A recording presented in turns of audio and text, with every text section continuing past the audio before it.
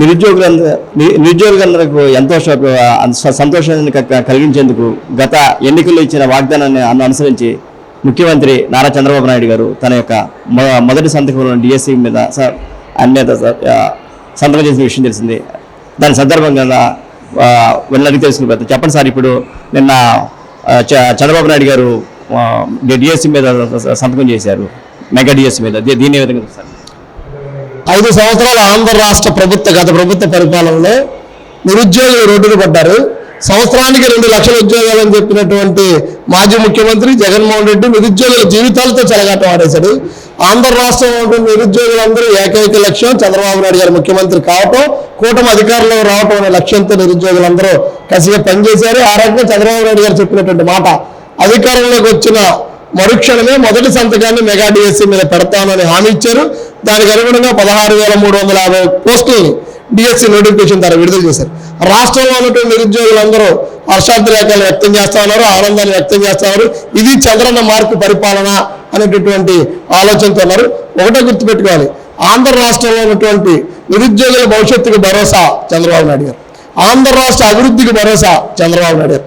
ఉమ్మడి రాష్ట్రంలో మనం చూసాం, ప్రపంచంలో ఉన్నటువంటి అనేక దేశాల పెట్టుబడులు ఉమ్మడి రాష్ట్రంలో పెట్టుబడులు తీసుకొచ్చినటువంటి మార్గదర్శి చంద్రబాబు నాయుడు. ఇవన్నీ ఆంధ్ర రాష్ట్ర నిరుద్యోగులందరూ గుర్తుపెట్టుకున్నారు, ఆంధ్ర రాష్ట్రంలో అన్ని వర్గాల ప్రజలు గుర్తుపెట్టుకున్నారు. కాబట్టి చరిత్రలో ఎన్నడూ చూడనటువంటి విజయాన్ని ఆయన కట్టబెట్టారు. ఆ రకంగా చంద్రబాబు నాయుడు గారు ఒకటే మాట చెప్పారు, అధికారం కాదు మా బాధ్యత అప్పచెప్పారు ఆంధ్ర రాష్ట్రంలో ఉన్నటువంటి ప్రజలు.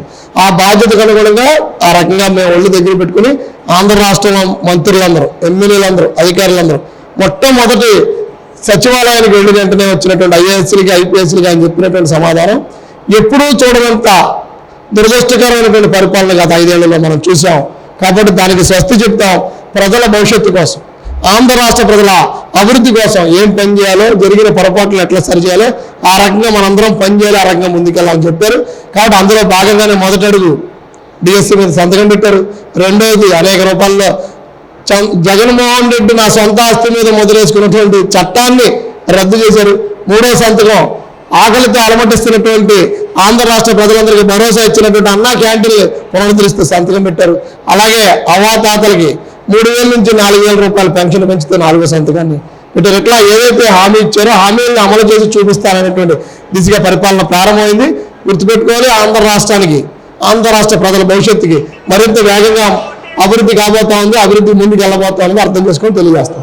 మీరు చెప్పండి సార్, గత 5 సంవత్సరాల నిరుద్యోగులందరికీ చీకటి పాలనగా దాన్ని సాగింది. ఇప్పుడు చంద్రబాబు రాకతో డిఎస్సితో మొదలైంది. ఇంకే విధంగా యువతకి ఉపాధి అవకాశాలు కల్పించే అవకాశం ఉందంటారు? 5 ఏళ్లలో నిరుద్యోగులు కళ్ళల్లో ఒత్తిలేసుకొని చూశారు. ఏ ప్రభుత్వ శాఖల్లో ఖాళీలు ఉన్న పోస్టులను భర్తీ చేయడానికి గత ముఖ్యమంత్రి, గత ప్రభుత్వం ఏమన్నా చేస్తుందా అని ఈసుడెత్తి పని కూడా జరగరా.